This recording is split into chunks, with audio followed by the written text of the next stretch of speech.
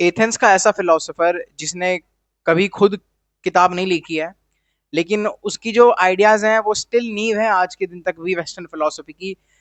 लेकिन फिर आखिर में क्या होता है कि उसी के ही जो सिटी के लोग होते हैं उसी को ही जहर का प्याला देकर के मार देते हैं, एंड सोक्रेटिस उसको खुशी खुशी पी करके मर जाता है। तो ये कहानी है महान सोक्रेटिस की। एंड आज की वीडियो में मैं ना उनके बारे में बात करने वाला हूँ थोड़ी सी।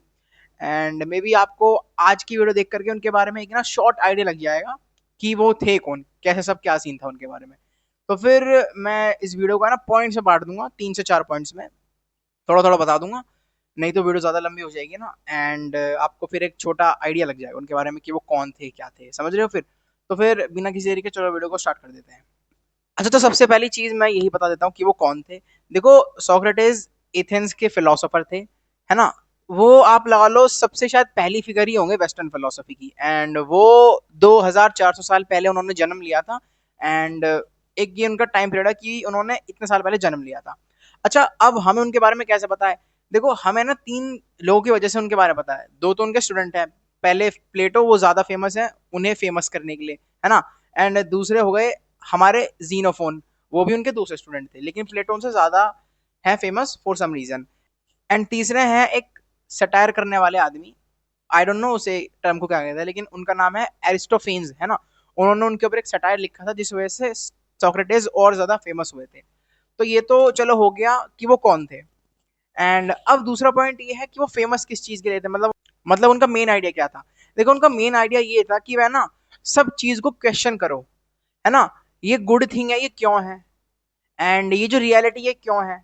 अब इसे मान लो साइंस हमें बोल देती कि भाई ये पानी है, ये H2 है, ये उन्होंने प्रूव भी कर दिया, लेकिन ये क्यों है आप भी खुद अपनी तरफ से है ना उसे क्रॉस चेक करो, क्रॉस वेरीफाई करो, नहीं तो फिर आप में लोगों में कोई फर्क नहीं रह जाता है ना। तो ऐसी सी बातें करते थे। मीन्स जो उनका कोर प्रिंसिपल था, फिर कह लो ना जो उनका कोर आइडिया था, वो था हर चीज को क्वेश्चन करने का। कि कुछ भी हो, लिटरली एनीथिंग जो भी हो सकता है उसके ऊपर क्वेश्चन करो, बिकॉज अगर आप क्वेश्चन नहीं करोगे तो भाई आप है ना कुछ नहीं सीख रहे हो, है ना। वैसे भी हम कुछ नहीं सीख पाते मरते दम तक भी, है ना, इतना छोटा सा होता है कि वो कुछ ही नहीं होता है। लेकिन जो भी उसमें थोड़ा बहुत होता है फिर आप है ना तब नहीं सीख पाओगे जब अगर आप भाई है ना हर चीज को क्वेश्चन नहीं करोगे। सो मान लो अगर माइक होता है, ठीक है, तो मैं इसको क्वेश्चन करूंगा कि माइक ही क्यों होता है। अच्छा, तो ये ऑडियो डिलीवर कर पाता है तो इसलिए लोगों ने उसको नाम दे रखा माइक। सो ऐसे से आप ना तर्क खोज करके निकाला करो। एंड अगर जब तक आप है ना संतुष्ट नहीं हो पा रहे हो, सो मे बी आपको ना उस चीज में मानना नहीं चाहिए। एंड यही जो कोर आइडिया था सोक्रेटिस का कि भाई हर एक चीज को क्वेश्चन करो। अच्छा, तीसरी चीज के लिए बहुत ज्यादा फेमस थे। उनका एक कोट था कि I know that I know nothing. तो उसमें वो ये कहते थे कि मुझे पता है कि मुझे कुछ नहीं पता। एंड ये कहना जो है सोक्रेटिस का है। एंड मेरे विचार में ये जो उनका कोट था ये काफी एक ऐसा चीज होती है, एकदम है ना पिनाकल होता है सेल्फ रियलाइजेशन का, कि भाई इस दुनिया में तुम सब कुछ नहीं जान सकते यार। तो इसलिए तुम्हें जो पता होता है वो इतना होता है कि वो ना चुल्लू भर पानी जितना होता है। तो ये है भी नहीं भी है एक ही बराबर है। तो इसलिए आप है ना मान लो कि आपको ये पता है कि आपको नहीं पता। सो ये बात कुछ इस तरीके से हो जाएगी कि आप है ना भाई खुद को एनलाइटेंड फूल मान रहे हो। मतलब फूल अभी भी हो आप, लेकिन आप है ना एटलीस्ट जागरूक फूल हो जो जानता है कि वो फूल है। अनलाइक अदर्स की भाई लोगों को है ना इसका आभास ही नहीं कि वो फूल है, बिकॉज उन्हें लगता है कि वो बहुत कुछ जानते हैं। लेकिन नहीं, सच्चाई है कि इतना कुछ जानने के लिए अगर आप उसमें से कुछ जान भी लोगे तो वो बहुत छोटा सा होगा जिसका होना ना होना एक ही बराबर है। सो दैट्स वाई से कि मैं जानता हूं कि मैं कुछ नहीं जानता। सो इसको एक्सेप्ट करने में कोई बुराई नहीं है, क्योंकि मेरे हिसाब से वो ठीक ही कह रहा है कि भाई जो मुझे पता है, मुझे ये पता है कि मुझे कुछ नहीं पता है, समझ रहे हो। सो इसमें एक्सेप्ट करने में कोई बुराई नहीं है। अच्छा, अब लास्टली जो उनकी डेथ हुई थी वो हुई थी इस चीज के ऊपर कि उनके ऊपर ना आरोप लगा दिए थे। दो जो मेन चीज थी कि एक तो वो है ना यहाँ के युवा जो लोग हैं उन्हें करप्ट कर रहे हैं, क्योंकि वो सवाल पूछते थे कि भाई ये गॉड कौन है, तुम्हें कैसे पता लगा गॉड है।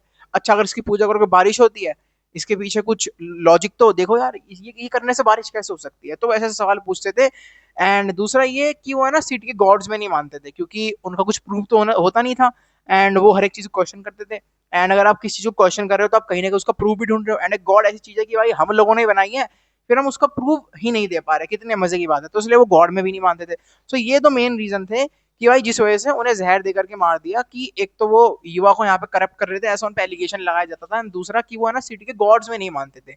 एंड बाकी अंत में मैं ये कहना चाहूंगा कि यार वो चाहे कैसे भी थे यार, उन्होंने एक तो इतना ना बोल्डली अपनी डेथ एक्सेप्ट करी कि भाई तुम्हें जहर का प्याला दिया जाएगा, या तो तुम इस देश को छोड़ करके चले जाओ, शहर को, मतलब कहीं भी हम लोगों से दूर चले जाओ, नहीं तो जहर के प्याले को पी लो। उन्होंने खुशी खुशी उस जहर के प्याले को पीना ही उचित समझा, रेदर देन कि वो है ना देश छोड़ के या फिर अपनी जो भी जहाँ वो रहते हैं वहां के लोग उनसे छोड़ के जाने के लिए कह रहे थे वो उसे छोड़ के जाए।